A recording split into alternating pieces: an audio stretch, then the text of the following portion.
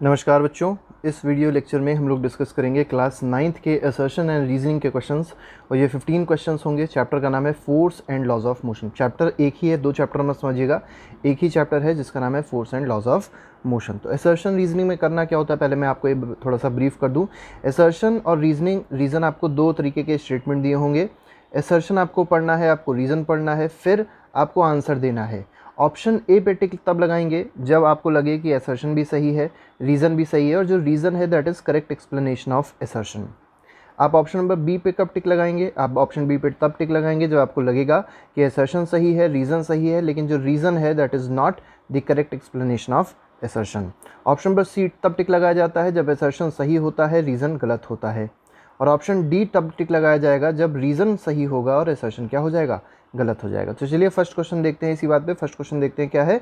Assertion में दिया गया है force is the product of mass and velocity. तो एक गलत स्टेटमेंट है। फोर्स जो होता है प्रोडक्ट होता है मास और एक्सेलरेशन का, ठीक है। तो पहला स्टेटमेंट गलत हो गया। सेकंड स्टेटमेंट दिया गया SI unit of force is Newton. ये स्टेटमेंट बिल्कुल सही है। तो जब ऐसा कोई स्टेटमेंट हो कि इसमें असर्शन सही गलत हो और रीज़न सही हो, तो हम लोग ऑप्शन नंबर डी पे टिक लगाएंगे। तो इसका आंसर क्या हो जाएगा, ऑप्शन नंबर डी हो जाएगा।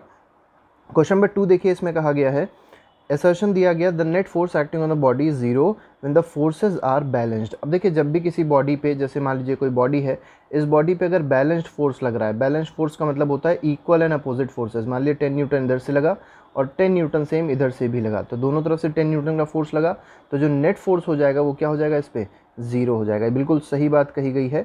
रीज़न क्या दिया गया, unbalanced forces are equal in magnitude and opposite in direction. अब देखिए यहाँ पे अनबैलेंस्ड फोर्स का दे दिया गया है कि क्या अनबैलेंस्ड फोर्स इक्वल मैग्नीट्यूड के और अपोजिट डायरेक्शन भी एक्ट करते हैं, गलत है। ये बैलेंस्ड फोर्स के लिए होता है, अनबैलेंस्ड के लिए नहीं होता। तो इसमें असर्शन सही है लेकिन रीज़न क्या है, गलत है। तो इसमें आप ऑप्शन नंबर सी टिक करेंगे।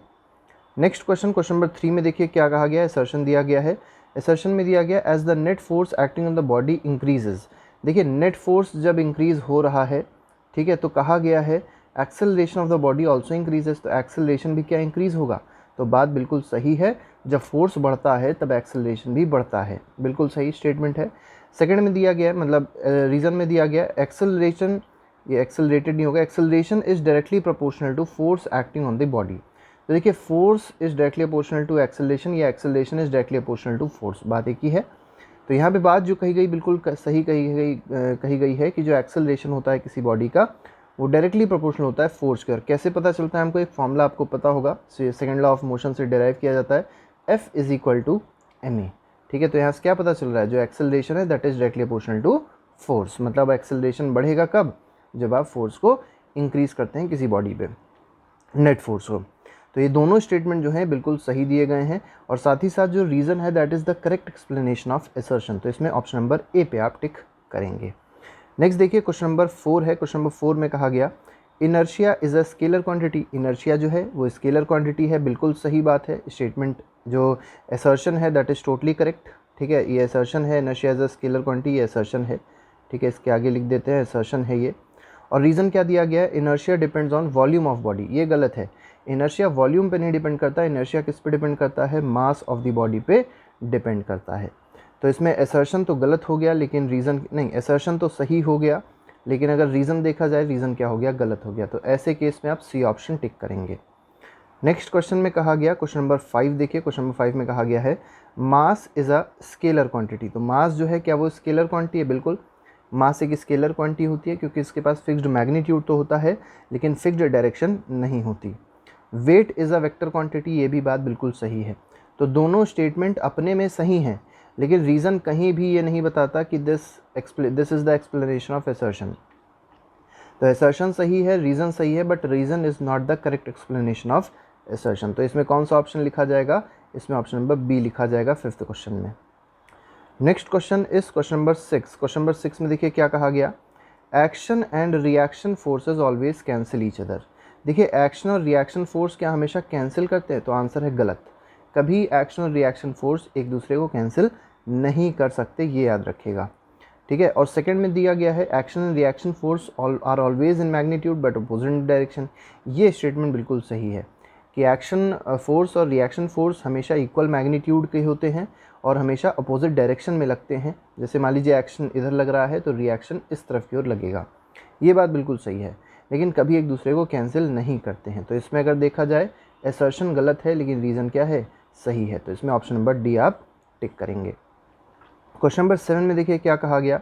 असर्शन दिया गया है action and reaction force always acts on same body. कभी भी एक्शन और रिएक्शन फोर्स सेम बॉडी पे नहीं लग सकते, हमेशा दो अलग अलग बॉडीज़ पे लगते हैं। तो ये स्टेटमेंट तो गलत है। रीज़न में क्या दिया गया है, the rate of change of momentum is directly proportional to the net force acting on the body. अब देखिए रीज़न का जो स्टेटमेंट है ये तो बिल्कुल सही है, और ये सेकेंड लॉ ऑफ मोशन कहता है कि F is directly proportional to rate of change of momentum है delta P upon delta T. Delta का मतलब जो ट्राइंगल बना रहा है दिस इज कॉल्ड डेल्टा, और डेल्टा का मतलब क्या होता है, डेल्टा का मतलब होता है चेंज। ठीक है, डेल्टा का मतलब होता है चेंज। तो rate of change of momentum is directly proportional to force acting on the body, ये स्टेटमेंट तो बिल्कुल सही है, लेकिन ऊपर वाला स्टेटमेंट क्या है, गलत है। तो इसमें अगर देखा जाए तो assertion is wrong but reason is correct. तो इसमें ऑप्शन नंबर डी पे आप टिक करेंगे। नेक्स्ट क्वेश्चन देखिए, क्वेश्चन नंबर 8 है। क्वेश्चन नंबर 8 में देखिए क्या कहा गया।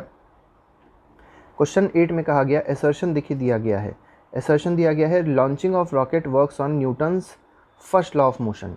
क्या लॉन्चिंग ऑफ रॉकेट न्यूटन के फर्स्ट लॉ पे काम करती है, तो गलत है। न्यूटन्स के फर्स्ट लॉ पे बेस्ड नहीं होती, it is based on Newton's third law of motion. ठीक है, तो गलत है। और सेकंड स्टेटमेंट क्या दिया गया, in case of launching action force acts on ground and the reaction force acts on rocket. ये बात जो है बिल्कुल सही दी गई है। तो रीज़न तो सही है लेकिन असर्शन फिर से क्या है, गलत है। तो असर्शन जब गलत हो रीज़न सही हो तो ऑप्शन कौन सा टिक करेंगे आप, ऑप्शन नंबर डी टिक करेंगे। इसके बाद क्वेश्चन नंबर 9 देखिए, इसमें कहा गया to every action there is equal and opposite reaction. ये स्टेटमेंट सही है, और ये कौन सा लॉ है, थर्ड लॉ ऑफ मोशन है। ठीक है, थर्ड लॉ ऑफ मोशन क्या कहता है, to every action there is equal and opposite reaction. और रीज़न देखिए क्या दिया गया, force is equal to product of mass and acceleration. तो जो फोर्स होता है ये प्रोडक्ट होता है मास और एक्सेलरेशन का। ये स्टेटमेंट जो है ये बिल्कुल सही है, ये फॉर्मूला है फोर्स का, बिल्कुल सही फॉर्मूला दिया गया है, बिल्कुल सही स्टेटमेंट है। लेकिन रीज़न कहीं भी ये एक्सप्लेन नहीं कर रहा है कि to every action there is equal and opposite reaction. तो असर्शन सही है, रीज़न भी सही है, लेकिन कहीं भी ऐसा नहीं कह सकते कि रीज़न जो है that is the correct explanation of assertion. ठीक है, ये दोनों अपने में तो सही हैं, लेकिन ये नहीं कह सकते कि रीज़न कहीं भी एक्सप्लेनेशन है असर्शन का। तो इसमें अगर देखा जाए ऐसा केस जब भी आपको मिले तो आप ऑप्शन नंबर बी टिक करेंगे, जिसमें ये होता है कि असर्शन सही है, रीज़न भी सही है, but reason is not the correct explanation of assertion, then option number B is correct.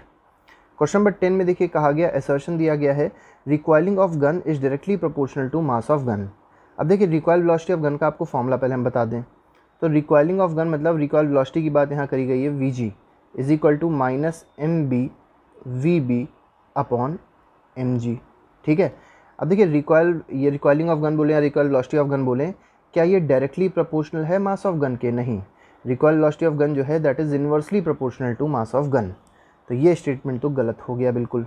ठीक, सेकंड दिया गया recoiling of gun is based on law of conservation of momentum. ये स्टेटमेंट सही है कि जो रिकॉइलिंग ऑफ गन होती है that is based on law of conservation of momentum. ठीक है, तो ये थर्ड लॉ पे भी काम करता है, ये law of conservation of momentum पे भी काम करता है, दोनों ही इसके लॉ सही हैं। तो इसका आंसर क्या हो जाएगा, असर्शन गलत है लेकिन रीज़न जो है दैट इज़ करेक्ट। तो इसमें फिर से आप ऑप्शन नंबर डी पे टिक करेंगे। नेक्स्ट क्वेश्चन देखिए, क्वेश्चन नंबर 11 है। क्वेश्चन नंबर 11 में देखिए क्या कहा गया, असर्शन दिया गया है it is the acceleration is the rate of change of velocity. बिल्कुल सही बात है, एक्सेलरेशन जो होता है वो rate of change of velocity होती है। वेलोसिटी की यूनिट मीटर पर सेकंड होती है, और एक्सेलरेशन की अगर देखी जाए तो एक्सेलरेशन की होती है मीटर पर सेकंड स्क्वायर। एक्सेलरेशन का अगर आप फॉर्मूला देखेंगे तो फॉर्मूला क्या मिल जाएगा, v minus you upon T. ये फॉर्मूला मिल जाएगा आपको एक्सेलरेशन का। ठीक है, एक्सेलरेशन एक वेक्टर क्वांटिटी होती है, ये भी याद रखिएगा। यहाँ दिया गया है निगेटिव एक्सेलरेशन इसको रिटार्डेशन, ये भी बात बिल्कुल सही है। तो स्टेटमेंट दोनों सही हैं, लेकिन जो रीज़न है that is not the correct explanation of assertion. तो आप ऑप्शन नंबर बी इसमें भी टिक करेंगे, किसमें, क्वेश्चन नंबर 11 में। क्वेश्चन नंबर 12 देखिए क्या कह रहा है, 12th कह रहा है असर्शन दिया गया body travels equal distance in equal interval of time then the motion is said to be uniform motion. बिल्कुल सही बात है, बॉडी अगर इक्वल डिस्टेंस ट्रेवल कर रही है इक्वल इंटरवल ऑफ टाइम में तो उस मोशन को क्या कहा जाता है, यूनिफॉर्म मोशन कहा जाता है। बिल्कुल सही है, लेकिन एक बात ये भी याद रखिएगा, यूनिफॉर्म मोशन तभी होगा when body moves in a straight line, straight path में मूव करती है तभी यूनिफॉर्म मोशन होता है। तो ये स्टेटमेंट तो सही है, असर्शन जो है दैट इज़ करेक्ट। ठीक है, नेक्स्ट क्वेश्चन देखिए, इसमें कहा रीज़न में क्या कहा गया, for uniform motion the object must move with a constant velocity. ठीक है, ये भी बात सही है, दोनों बातें जो हैं बिल्कुल सही है। और कहीं ना कहीं देखा जाए जो रीज़न है that is correct explanation of assertion, क्योंकि असर्शन कहना क्या चाह रहा है, असर्शन यही तो कहना चाह रहा है इक्वल डिस्टेंस कवर्ड हो इक्वल इंटरवल ऑफ टाइम में। इसका मतलब क्या चीज़ सेम रहेगी, वेलोसिटी सेम रहेगी। ठीक है, और वेलोसिटी अगर सेम है इसका मतलब ये भी सही है कि body is moving in a particular direction है, लीनियर डायरेक्शन है, लीनियर मोशन हो रहा है। ठीक है, लीनियर मोशन या स्ट्रेट लाइन मोशन हो रहा है तभी ऐसा होगा। तो इस क्वेश्चन में अगर देखा जाए असर्शन भी सही है, रीज़न भी सही है, and reason is the correct explanation of assertion. तो ऑप्शन नंबर ए पे आप टिक करेंगे। क्वेश्चन नंबर 13 देखिए, इसमें कहा गया in case of circular motion the velocity of body is not uniform. बात बिल्कुल सही है, सर्कुलर मोशन के केस में कभी भी वेलोसिटी यूनिफॉर्म नहीं हो सकती। क्यों वेलोसिटी यूनिफॉर्म और वेलोसिटी कांस्टेंट नहीं हो सकती, क्योंकि सर्कुलर मोशन के केस में अगर देखा जाए हर पॉइंट पे बॉडी का डायरेक्शन जो होता है वो क्या होता रहता है, चेंज होता रहता है। ठीक है, देखिए हम डायरेक्शन बना दे रहे हैं हर पॉइंट पे, तो आप देख सकते हैं हर पॉइंट पे बॉडी का डायरेक्शन अलग अलग है। इसलिए कभी भी ये नहीं कह सकते कि सर्कुलर मोशन के केस में बॉडी की वेलोसिटी यूनिफॉर्म होती है, बॉडी की वेलोसिटी सेम रह सकती है। स्पीड तो सेम रह सकती है, स्पीड मतलब जो वेलोसिटी होता है उसका मैग्नीट्यूड तो सेम रह सकता है, लेकिन बॉडी की डायरेक्शन सेम नहीं रहेगी, जिसकी वजह से वेलोसिटी कभी भी सेम नहीं रहेगी। ठीक है, तो असर्शन जो है दैट इज़ टोटली करेक्ट। और सेकंड में रीज़न देखिए दिया गया है, circular motion the direction of body changes at every point, ये भी सही है और यही हमने एक्सप्लेनेशन आपको दिया भी था। तो इसमें अगर देखा जाए असर्शन सही है, रीज़न भी सही है, reason is the correct explanation of assertion. तो इसमें ऑप्शन नंबर ए आप टिक करेंगे। क्वेश्चन नंबर 14 देखिए, 14 क्या कह रहा है, इसका हमारा लास्ट क्वेश्चन है। रिकॉयल वेलोसिटी ऑफ गन, यहाँ पे रिकॉयलिंग ऑफ गन की बात फिर से कर दी गई, is always lesser than the velocity of bullet. बिल्कुल सही बात है, जो रिकॉयल वेलोसिटी होगी गन की, हमने फॉर्मूला देखा था Vg is equal to minus mb vb upon mg। ठीक है, यहाँ पे mb क्या होता है, मास ऑफ बुलेट होता है, vb क्या होता है, वेलोसिटी ऑफ बुलेट होता है, mg क्या होता है, मास ऑफ गन होता है, और vg क्या होता है, रिकॉयल वेलोसिटी ऑफ गन होता है।